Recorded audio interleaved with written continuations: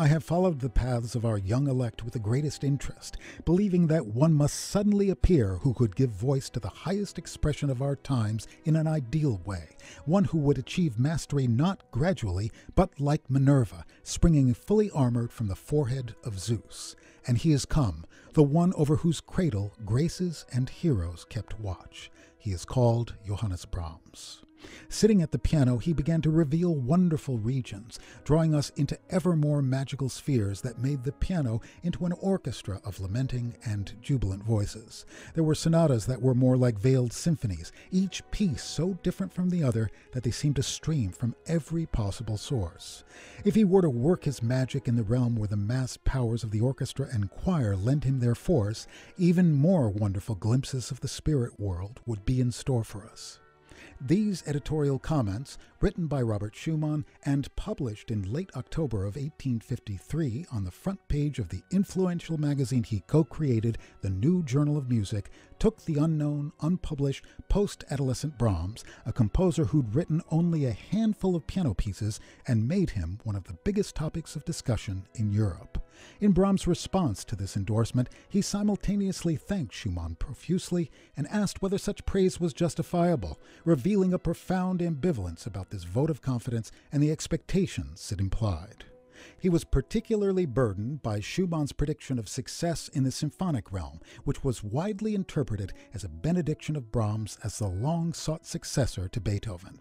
This internal struggle would play itself out over the next 23 years, as Brahms produced a hefty inventory of masterful chamber music, lieder, and piano pieces, works in which the orchestra played an important role, such as his first piano concerto and his Requiem, and even purely orchestral pieces, like his 2 orchestral serenades and his Haydn variations.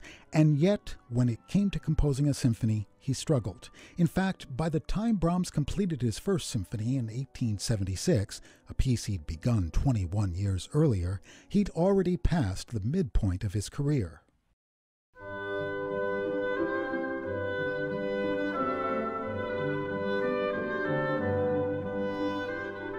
But Brahms' completion of his first symphony proved to be an artistic breakthrough, and just 8 months after its November 1876 premiere, he was hard at work on his second.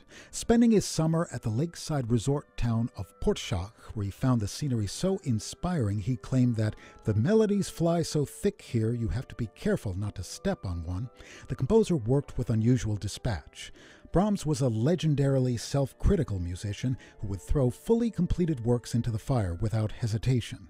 He claimed to have discarded 20 string quartets before writing 3 he deemed worthy, and it's possible that he threw away more of his music than he published.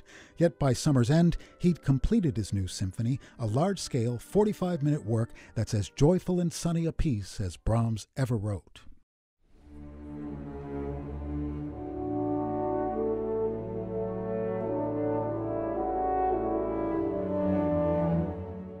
This atmosphere of pastoral radiance is established at the symphony's outset by horn calls and exquisitely rendered woodwind responses that eventually yield to full-throated expressions of elation by the entire orchestra.